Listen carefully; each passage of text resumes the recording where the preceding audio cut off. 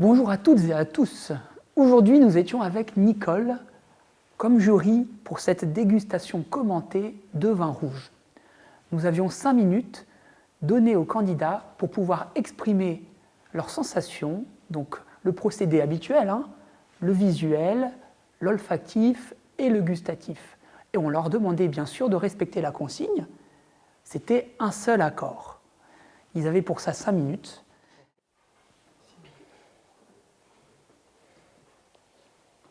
Bonjour madame, bonjour monsieur.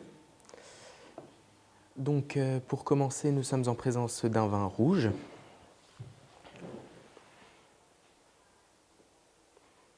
Un rouge plutôt foncé, avec des beaux reflets violacés. En parlant du disque, le disque de ce vin est plutôt fin.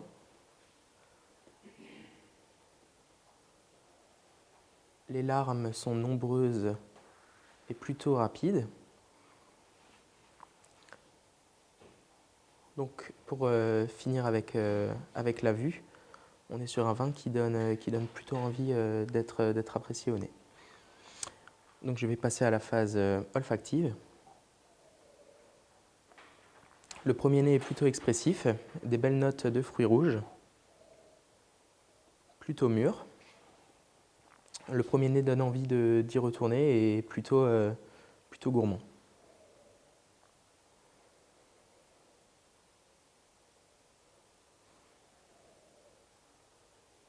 Le second nez est davantage expressif, des belles notes telles que la myrtille, la framboise mûre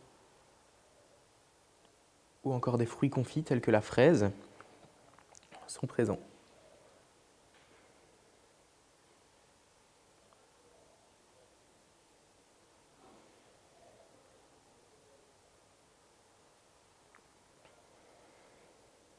Je vais donc passer à la phase gustative de ce vin.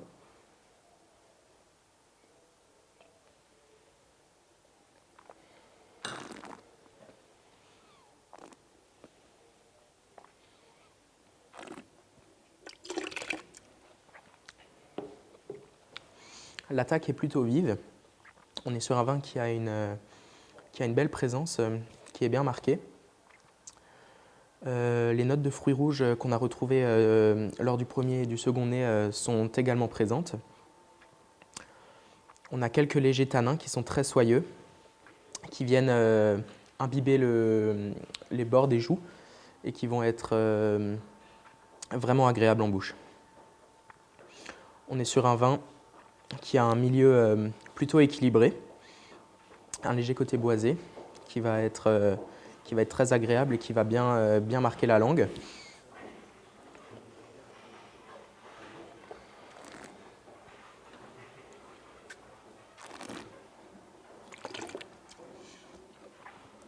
La fin de bouche est également plutôt agréable.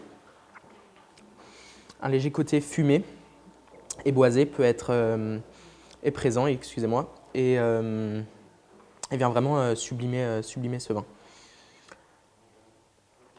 On est sur un vin qui présente pour moi entre 6 et 7 caudalie, qui a une belle longueur. Alors, pour parler des accords, j'accorderai très bien ce vin avec un agneau de Pauillac, accompagné d'une sauce crémée et d'une purée.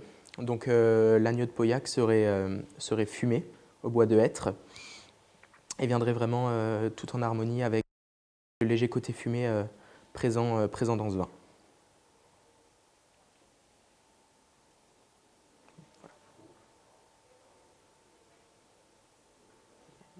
Oui. On est bon ? On est bon. Ok, merci beaucoup. Très bien. Merci. Donc on est sur un vin rouge couleur rubis avec une densité assez ample. On n'a pas de lames apparentes qui apparaissent ou vraiment très lentes et transparentes. On est sur un disque brillant, une bonne limpidité. Au premier nez, on a un nez très agréable, assez puissant aussi, avec pas mal de fruits noirs sur la fraîcheur.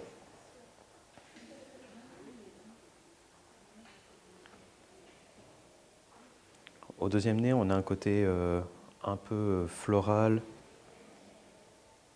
avec des notes de fruits noirs un peu mûrs qui seraient sur la fraîcheur.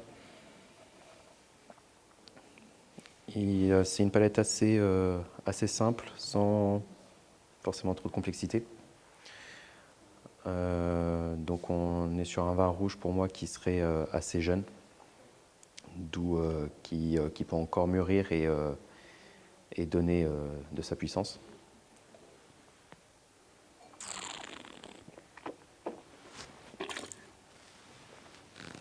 Gustativement, on est sur un vin rouge agréable, avec de la puissance, avec une attaque ronde et délicate, avec un milieu équilibré sur ces tanins, avec une fin où on ressent du coup le côté mûr et floral. Pour moi, on serait sur un vin rouge de type Cabernet Sauvignon. Si je devais donner une appellation, un Blanco de Bordeaux, possiblement, 2020. On pourrait le servir dans un verre à Bordeaux avec la température de service à 17 degrés. À servir directement à la bouteille, pas forcément besoin de carafage ou autre. Le temps de vieillissement, on pourrait encore laisser 3 à 5 ans pour avoir une bonne ouverture.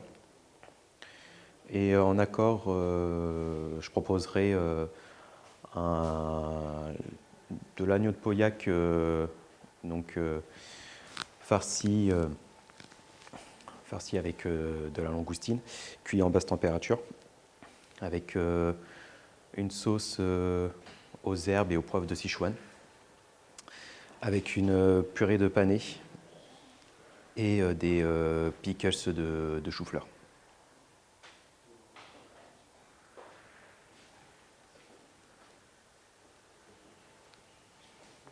Voici madame. Oui. Merci beaucoup. Merci à vous. On peut débuter? Merci. Parfait.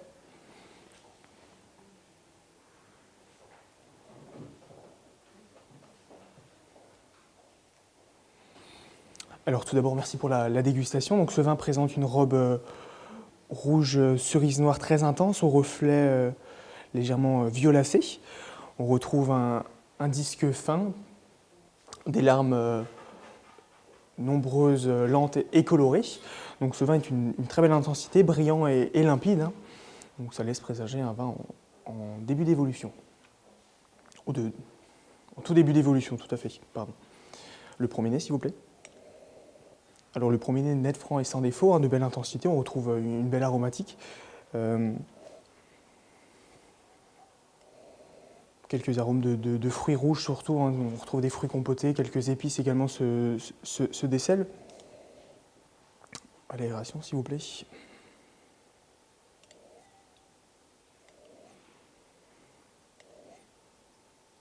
À l'aération, ce nez s'intensifie. Donc c'est très, très gourmand, très friand, je trouve, beaucoup porté sur les fruits rouges avec cette mûre, ce cassis, également quelques notes de violette se dégagent. Hein.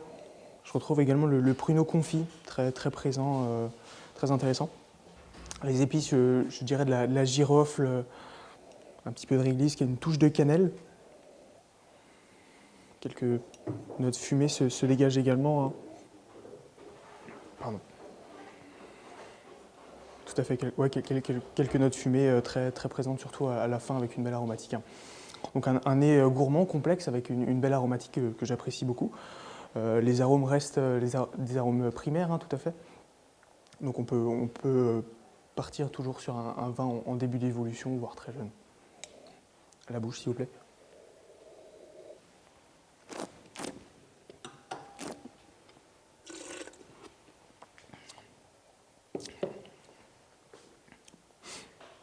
En bouche, l'attaque est souple. Donc souple et gourmande, je trouve, avec un beau fruit qui se dégage dès le début, avec une aromatique assez présente. Un milieu de bouche qui est un petit peu plus structuré, on retrouve les tanins, qui sont assez intéressants. Très fin, je trouve, très soyeux, assez intégré au vin. J'apprécie beaucoup pour l'instant la structure de ce vin. En rétro-olfaction, on retrouve ces arômes qu'on avait au nez avec ce fruit, la mûre, le cassis, la fraise un petit peu compotée comme ça. Le pruneau, ces épices qui ressortent également, surtout la girofle se dégage sur la rétro-olfaction.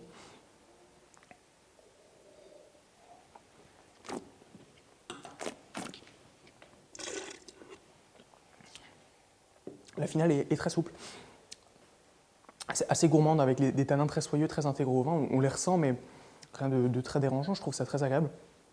On retrouve ce fumé, quelques notes vanillées qui peuvent provenir de l'élevage, je pense. Un vin, pour ma part, très équilibré, que j'apprécie beaucoup.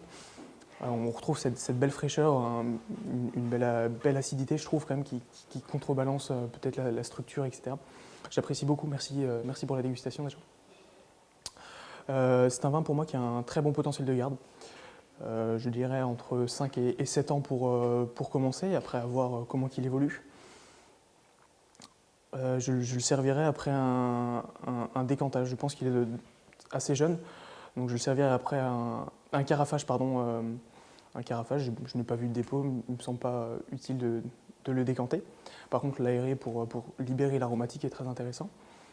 Dans des verres à buvant droit, peut-être un peu plus évasé au départ, au niveau du ballon, mais un buvant assez resserré, assez droit. Pardon, je n'ai pas parlé de la persistance en bouche sur la finale, excusez-moi.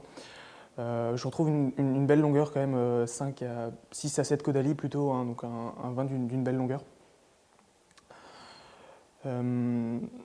Je le servirai bien volontiers avec, on va rester très local, avec un bœuf de Bazas.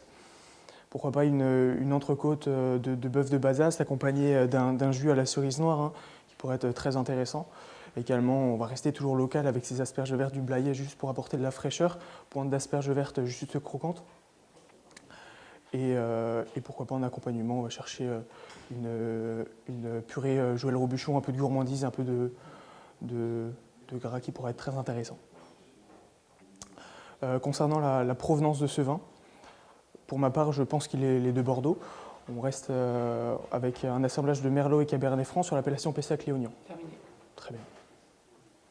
Merci beaucoup. Merci beaucoup pour la dégustation. Bonne continuation. Merci. Et en dégustation à l'aveugle, c'est jamais évident.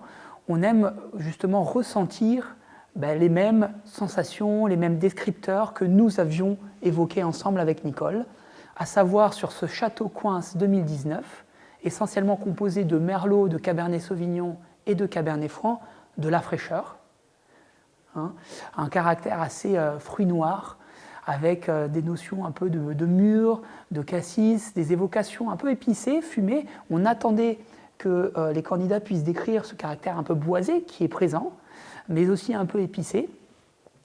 On attendait cette description complète de la bouche. Vous savez qu'en dégustation, on aime décrire l'attaque, le milieu, la fin de bouche. Et c'est vrai que lorsqu'on a 5 minutes, on attend vraiment une description complète, que ce soit et de l'acidité, et des tanins, du support alcool, mais aussi de la persistance, parce que de là en découle la qualité du vin, son équilibre, donc la persistance en bouche, les fameuses caudalies, bien sûr, et puis le fameux accord, parce qu'ils avaient le droit qu'à un seul coup, un seul accord, donc on attendait, et c'est vraiment le moment où on attend l'expression du sommelier, c'est là où il nous embarque, on attendait du plaisir. Évidemment, il faut parler d'un bel accord généralement dans la continuité de la texture du vin. Donc, on a eu de l'agneau, on a eu du bœuf de Bazas, ça mettait en avant la localité, ça c'est très sympa. Oui. Et de décrire un petit peu l'accompagnement, la sauce, de donner envie, de provoquer la gourmandise. Ça, c'est vraiment le moment de plaisir où on est embarqué, nous, finalement, jury, mais aussi clients. On a envie d'être embarqué à travers la personnalité du sommelier qui raconte la gourmandise d'un plat. Et c'est vrai que moi, par exemple, un bœuf de Bazas ou même l'agneau qui est confit lentement et où on joue sur ces notions à la fois de fondant, de jutosité, mais aussi, puisque c'est la saison, faire ressortir le caractère frais du vin avec des pointes d'asperges, un petit peu de lard, du fondant. On peut jouer également sur les notions un petit peu sous-bois. On termine la saison des morilles, donc on peut aller chercher vraiment ce caractère croquant et en même temps très fondant d'un jus corsé qui apporte de la sapidité à l'accord. Et ce qu'on a remarqué, c'est que pendant ces 5 minutes, parfois, le temps n'était pas optimisé. Donc on le répète encore une fois, quand vous avez 5 minutes, profitez-en au maximum. Utilisez le temps que vous avez pour vraiment en découler l'ensemble de vos connaissances et de vos sensations et de votre expertise. Voilà. Qu'est-ce que tu en penses, Nicole? C'est très bien, tu as Oui, tout dit. on a C'est tout dit. merveilleux. Exactement, on a eu de belles associations. C'est ça, avec le service du sommelier, la projection dans le temps, le potentiel de garde, le choix de la verrie. Et c'est vrai que on a eu de très bonnes surprises aujourd'hui, donc on est très contents.